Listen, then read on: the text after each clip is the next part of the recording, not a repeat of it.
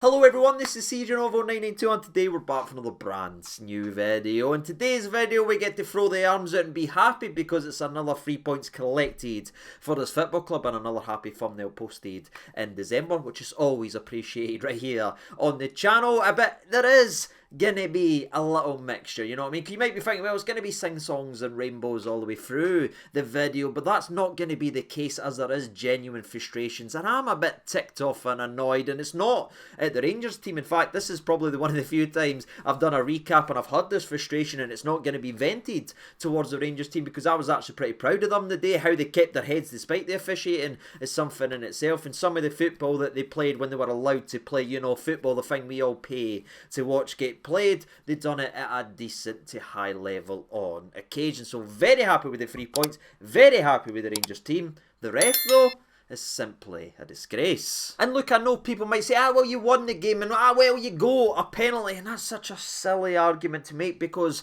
a correct penalty being given doesn't negate the fact that the referee is killing the game that we are paying to watching, and watching here and watching. Whatever you do, fire stick or not, whatever you're doing, you make a day of it watching football, you know what I mean? That's our lives. We live and breathe football club. Doesn't matter what club you support, you make a day around it while you're sitting in the stadium and the pissing rain and cold, nobody will get up and celebrate because there's a whistle going every 2 minutes. Or you've made a day with your pals, your family, sitting in the house, sitting in the pub, whatever. It is our lives, and we're here to watch some football. And football's getting into this dangerous territory, I should say, where it's no about the football anymore. It's no about the fans, and the referees are creeping more and more and more into the game, and it's blowing my mind, because I remember when the only referee that we truly knew was that bald scary guy on the front cover, Pez, and it's no because he'd done anything stupid, he was just intimidating, but he was a ref. You never really seen much of him, but when you did, you're like, aye, that guy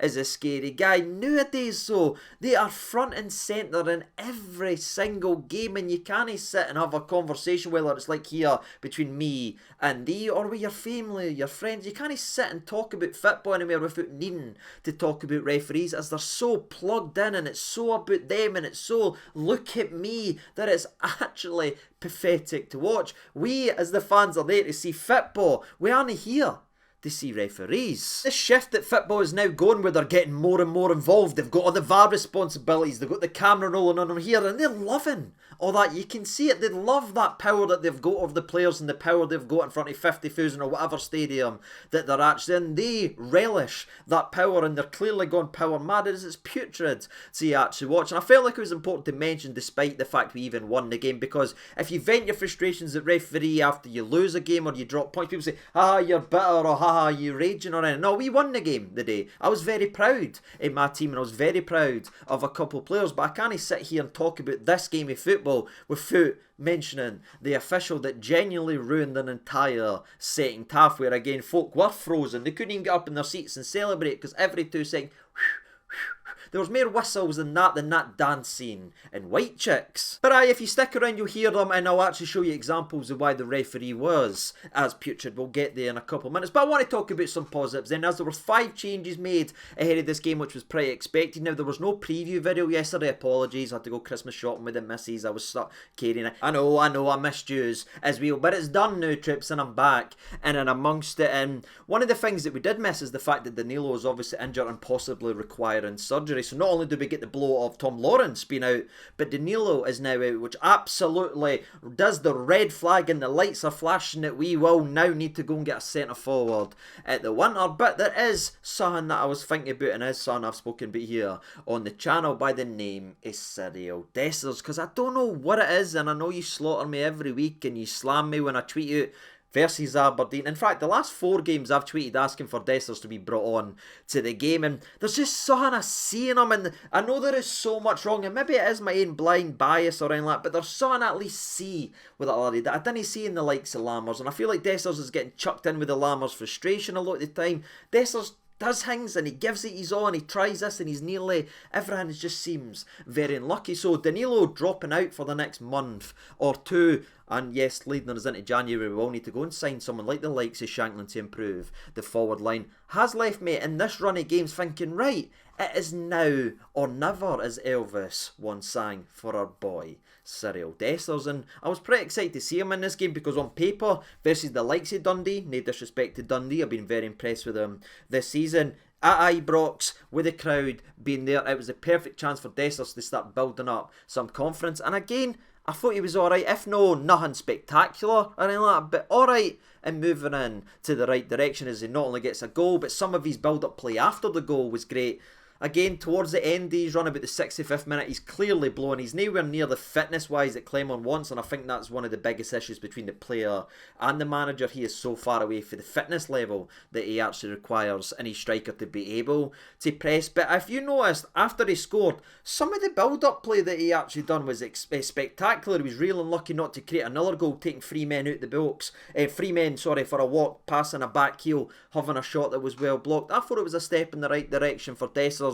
And I'm not as worried and panicked about the lack of a striker into January. If Dessers can build on foot, it's not enough, but if he can build now and show some confidence and obviously get fitter, I think we'll be alright. Now you can shout me for calling him guff. I know he takes too many touches, but can I just try and be positive once or twice through today's video? That would be sensational. But speaking of sensational leads us to the man that we need to talk about, who I thought gave everything in the game and deserves to win. I think he won Rangers TV Man of the Match. It was tweeted out. I'm pretty sure he won the official Man of the Match. And for me, spoiler alert for the rest of the video, my Man of the Match was quite clearly Sima for not only yet another goal in his belt and his impressive resume that he's bringing up, but his work rate and effort is so infectious. You just stare at it and you get excited and you smile. Remember when Ryan Kent, I know, but when Kent was really grafting and he was running back and he was helping Barisic, you just got happy seeing the lad they really work his arse off and really be determined. Now we've got somebody else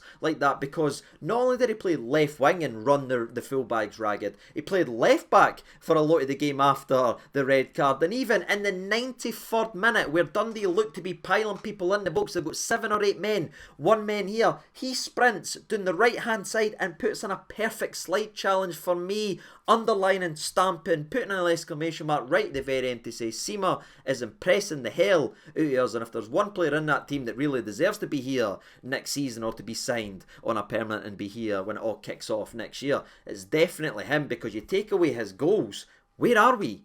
That is a scary thought. But you've also got the work rate and the desire, and for me, he's getting better and better. Again, he's not always a papatch, if you will. He's not a 7 or 8 out of 10 every single game. He does have his peaks and valleys, but let's remember the age of the lad. He's just 22 years old. You know, I hear people talking and maybe muttering here or there at games and everything like that, and talking about the laddie as if he's 28, 29, supposed to be the finished article. He's supposed to be this. He's still a young laddie, and we sort of put our arms around other young laddies in our team that maybe belong to us, and we try and talk them up, say, oh, he deserves a chance, oh, God, it's alright, but then Sima has a bad pass here and there, and we're all like, what's going on right here? Let's remember he's 22, he's still learning the graft, and if he's going to continue to play like this, I'll be absolutely delighted with this laddie being a Rangers player next season. And aye, he's the true standout for me in that game.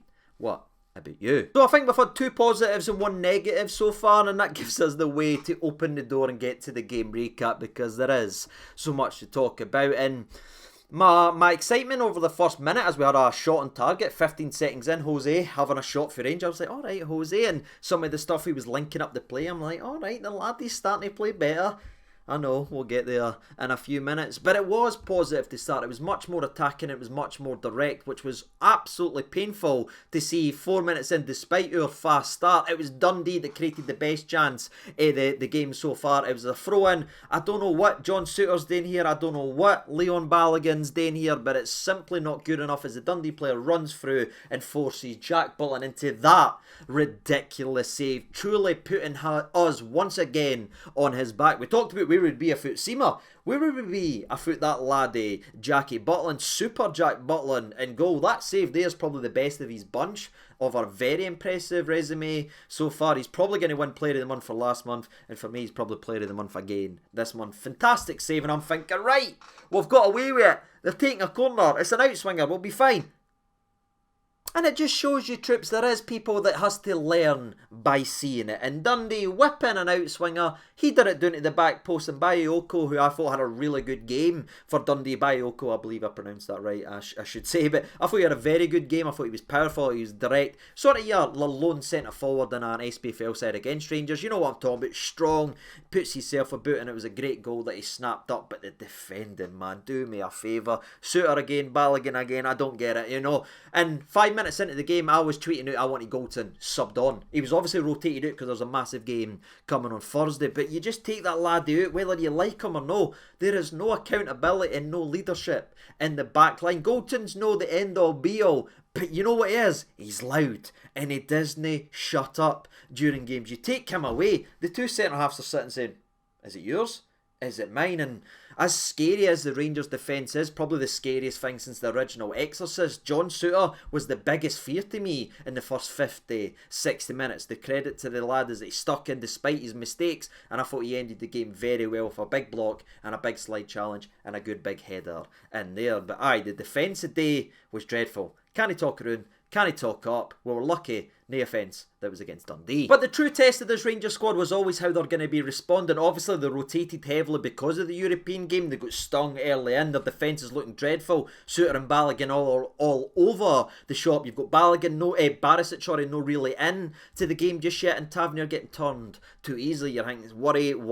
We need a goal. We need to steady the ship and we need to go forward. And it was our man Dessers who put the ball into the back of the net just shy at the 20th minute mark. And again, I couldn't be happier for the laddie. Now, it's not the greatest goal in the aspect. He obviously has a shot that's originally blocked, but his left-footed finish, it's that's what I'd put up on a projector. I'd sit him doing. In fact, I'd sit all the Rangers strikers doing, right? Tie them into their chairs and make them just watch that instinctive first-time finish, because Danilo's been taking too many touches, Dessers takes too many touches, Sam Lammers is too many touches. If you look at that goal, that is all the time. There's nothing to think about. There's nothing to be trying to be composed about. It's just a centre forward swinging his foot at it and putting it in to the back of net. And that shows you when he's a bit like Kenny Miller that way, if you remember all those years ago. Kenny Miller, if you gave him time, couldn't finish to save himself, but instinctive, just natural instincts. He was sharper and a lot better in front of goal. And I would show every single Ranger striker that goal right there, because every other one of them's probably taking a touch there, but Dessers, after taking too many touches, shot drops to him and he just goes, you know what, I'll just smash it. And look what happens, lads. If you pull the trigger, sometimes the ball goes into the back of the net. Delighted for the big man, who again I am one of the very few that's still believing in this lad that he possibly be son for Rangers. It's probably no going to turn around if I'm honest, but I see wee glimpses here and then. I say there it is, but then he annoys me with his other stuff, and again we'll get to that later on. But it's Sima's pace that was causing the direct frings as he gets the ball down the left hand side for us, obviously right hand side for Dundee, and he just kills the boy with the pace, runs in behind, probably should tries to pass this, but he has a shot that's well saved by the goalie. But that there wins us a corner kick. His pace, his directness wins us the corner kick, and the corner comes in, and just look at this right here. And you know, I'm seeing people online, I'm seeing guys that's employed at lower league clubs, I'm seeing coaches, I'm seeing guys that's trying to make a name in the game look at that and say that's no a penalty kick. Honestly, if you can look at that, right, if you can look at that, genuinely, I'm looking you right in the eyes, if you can look at that and watch a player fall to his knees, pulling a guy who's in the air and pulling him downward, who also gets his head to the ball, by the way, and genuinely look at that and say that's not a penalty for you, wrap it up, because it says more about you than it will say anything else, troops, because that is a stone wall. It's completely needless. The defender has had an absolute howler, and Sima still gets his head on it, but the foot the tweak, the foot the pull, the guy's on his knees looking like he wants to ask Sima to marry him, for God's sake. Of course it's a penalty kick. I don't know why it was need to be watched so many times, but there it is, the iconic line, penalty to Rangers, and people can complain and people can moan and call it cheating and this, and maybe you're right, maybe it is cheating, but we'll need a few more if we're going to catch up with how many Celtics had this season. Up steps Tav, brilliant penalty to the left hand side or the right hand side of the Dundee keeper, and it puts us 2-1 up, which was well and deserved at that point. After a spooky 5 minutes, we spark back into life and we're flashing and showing what we're capable of. And if you weren't just dancing around, troops, and being excited, the 33rd minute of the game came, and you know where I'm going with this one. Tavernier outswinger. I'm not even paying it. I'm not even looking. You know, it's in. We've scored. Sima scored a header from an outswinging corner. Remember the date, 9/12/2023. Remember when we actually scored an outswinger in December. Brilliant header for the big man. Something that we talked about in his player profile, his aerial threat. Son, it's maybe been underutilised so far in his Rangers career. It's a wonderful header, and it shows you the defender knows he can't pull him. And because he can't pull him and yank him and foul him that way because he's already gave a penalty, what happens? Sima's able to get to the full extent of his jump and he buries it. And if he's able to do that with the first corner that was given as a penalty, it's probably in the back of the net as well. So it just shows you, if a guy isn't pulling him down by there, he doesn't hit it out of the bar, does he? No, he buries it into the back of net. It's just a shame now it'll be another 104 corners before we score another one. But aye, there was 2 outswingers scored in the game. Honestly, if this is a dream, didn't wake me up. But it's got to be said, the next time the ball went into the back of net, it was due to a clear foul from Dundee as Bayoko gets up. It's just one of the ends, you foul the goalkeeper in and it eventually trundles its way. But I'm pretty sure they were also offside as well. So even if you didn't want to give the goalie this one and say he's no fouling him, there's 3 Dundee players that's actually offside when you score it. So aye, you're either getting the offside for the goal or the free kick on Jack Butland. But you know what's funny? People are going to look at that and say we're cheating again, or the refs helping Rangers. Pick one. It's not a goal either way. Speaking of no goal either way, where I can have a wee bit of fun and say the referee would have been covered by either decision, what happens in the 41st minute is the beginning of the end of this game, in my opinion, as it's the moment Kevin Clancy loses control of his own emotions because he's realised he's made an absolute howler. And I'll tell you the story, follow me as we go on the journey. The Dundee player is running down the left hand side, Dessers is kind of shoulder to shoulder with him. The Dundee player tries to boot it, but he ends up slipping as it's very wet, it's terrible conditions. He slips as he kicks the ball. The ball then falls to, I believe, Lunny, who passes it to Cantwell, and Cantwell runs through, jinks past one, finishes it brilliantly, by the way, goes to celebrate, but the referee's standing over his man. Now, if you go back and watch it, this is where I get so frustrated. At first, Kevin Clancy plays advantage. Then he sees Cantwell pick up the ball a yard or 2 outside the box, and then he's blowing for a foul. My issue and my complaint was, is we get told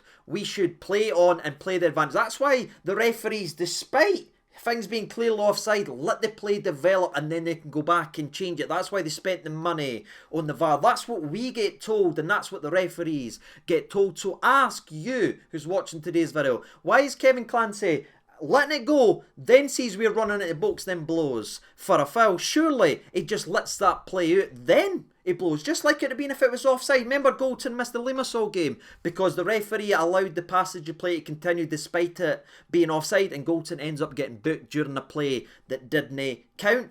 Why is this not being... This is my frustration with the referee and the way the world is. I don't know what the rules are anymore. I watched the Liverpool Crystal Palace game earlier, and Van Dijk gave away a penalty kick, but the penalty kick was then overturned correctly, by the way, as there was a foul in the build-up, and his yellow card was took off because that passage of play no longer counts. But what happens if Van Dijk just ran up and punched someone in the face? Is that getting withdrawn as well and overturned because it's not a passage of play? This doesn't make any sense to me, and I don't know. I talk about football every day in my life, every setting with you.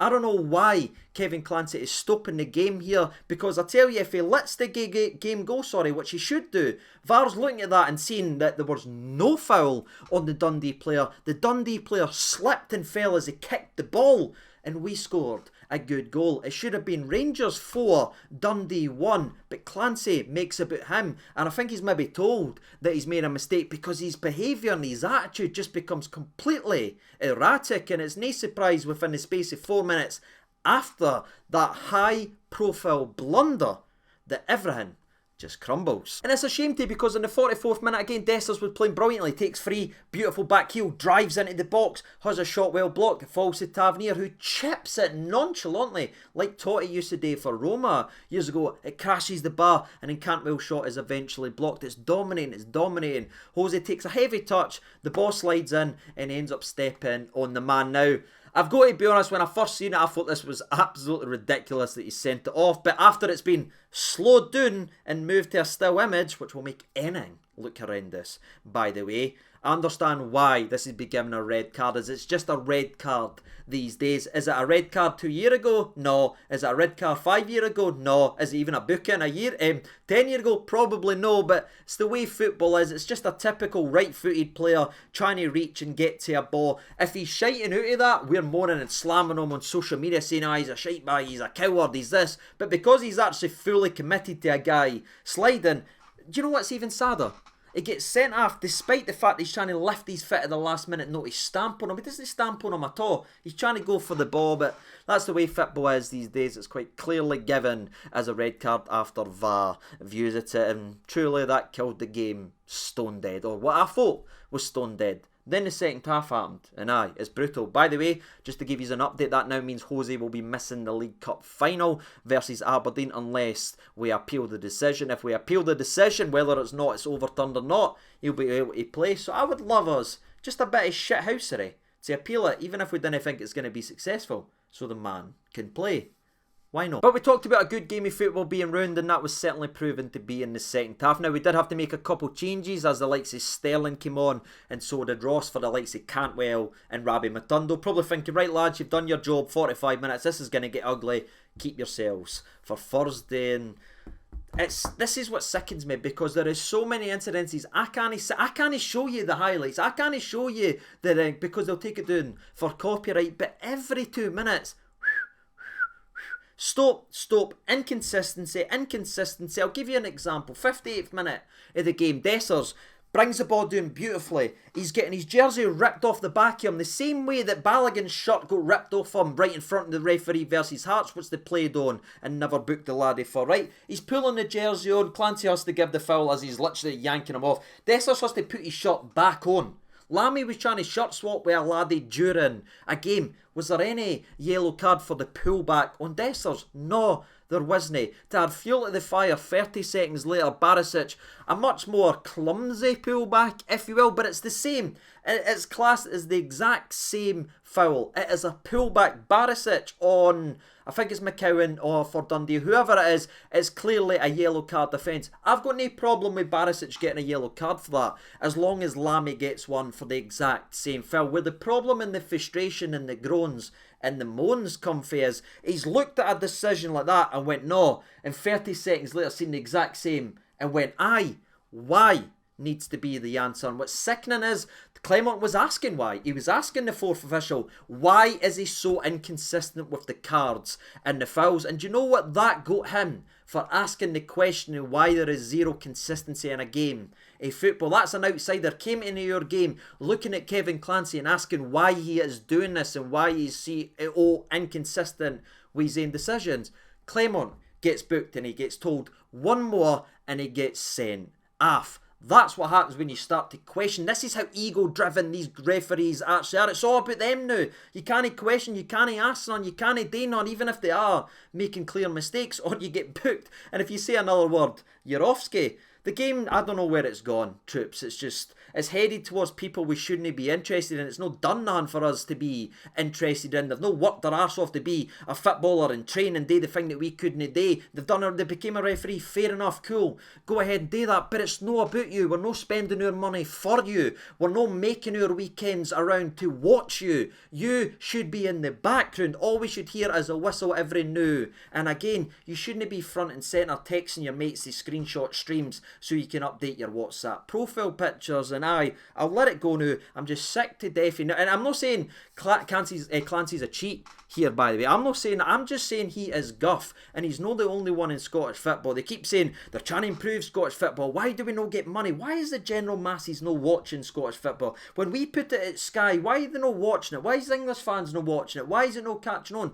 Because it guff like this. There's no football in that second half. It kills every single bit of momentum, every single good bit of play, every good bit of atmosphere. He's killing stone dead. And again, it's not just a Clancy problem. It's a Scottish refereeing problem, and it's not just against us. I'm not going down that route. It's every game. every team is held back by incompetence, and that's what's in the centre circle, and that's what's getting on the telly more than the actual football these days. Sorry for ranting, I just had to get it off my chest. I'm sick to death looking at them for large majorities of the game. They should be in the background, the football should be the forefront, but it's no anymore. And it's just a sad way that football's going. Roy Hodgson had a good wee quote that he said. Obviously, you'll know him from Crystal Palace.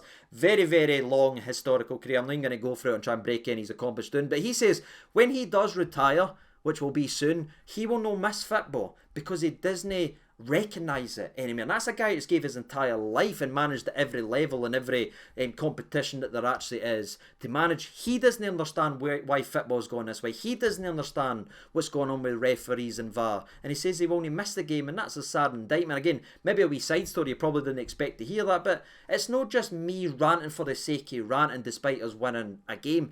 It's crap, and it's hard to watch games of football now because the guys in the centre circle are making it all about them. Now, sorry for the rant, I just try to be honest here on the channel. There's no point me sitting throwing smiles at my faces and pretending everything is alright. It isn't, troops. It's embarrassing the way the officiating is going in this country, and again, it's not just against us. I wouldn't say Clancy's a cheat against us. He is just absolutely bogging, and they're all like that, you know what I mean? But we'll carry on with the rest of the second half, as it was us that created the major opportunities. There was a sterling sort of missed time challenge that gave Dundee an opportunity for outside the box, but it was shot just wide. Butland had a couple good saves to make as well, couple catches, but it was the likes of Dessers winning the ball brilliantly, running through and goal, but hesitating, and I'll be honest, I think the big man's blowing here, because if you notice, 30 Roof's already standing at the sideline for this. He makes the sprint, he makes the run, takes so many touches, has a shot that's got no power on it. I think he's blowing here, and his fitness again isn't where Clement wants, but I'm going to try to see the positive side with that. I thought it was a much better performance for Dessers, and say what you want about him, we're reliant on the lad now, so let's try and pick this lad up and make him feel good about himself for the 60-65 minutes he's going to get in game. So that was a chance. Sima had another one where he won the ball, ran. It's no through on goal, I'd say, but the goalie's coming, he's got two defenders, he tries to hook it just to the left, but it rolls just wide. That was a chance. Wee Ross had a couple shots where he probably should have crossed it or passed it, but he's in there to run the clock down, he's in there to run the ball and win us in dangerous areas. I thought he'd done that. Sterling came on, again, we mentioned he did have a missed time challenge, but I thought he was very powerful, I thought he was direct, I thought he was angry, and I thought he played that way, and he obviously hit the post as well with a wonderful effort in the 90th minute as he cut inside. He's fouled, by the way, but Clancy doesn't give it, so he stays on his feet, rattles one with his right, and it hits the post that Sima just hits over, and Balogun gets the traditional every single game move from Rangers where it's a goal line clearance as he shot, looks like it's gone in, but Dundee clear it. It could have been 5, could have been 6, could have been 7, could have been the exact same score in the last game, but we win, we get all 3 points, which is vital, and we try and take what we got from that game, that pissed off attitude. We kept our heads in a way, and we move on to Thursday now and get the job done. I would just love if you've sat and ranted and says CJ's losing his head here, watch what Clement was saying, watch what Clement was doing. It's just a real shame that Big Phil can't say what he actually wants to say versus Clancy's. It made it clear to anybody who watched him what he thinks of him, but obviously can't he say nothing for real, or he'd get fined and the club would get fined, sorry. But aye, frustrating evening, but all 3 points, proud of the boys, dug in, kept their heads despite the officiating, and I thought everybody got bigger as the game went on when we needed them to step up and be counted. They did that, so we march on and hopefully take that togetherness and that pissed off attitude in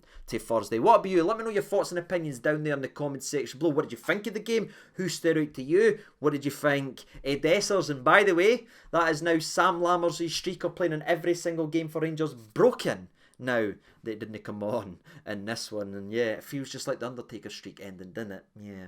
Yes, it did. But that's it. I've been CJ92. I will see you on Wednesday for the preview for European Hopeful Magic. And until then, I'll see you in the comments section below. Take care of yourselves. All the best and bye-bye.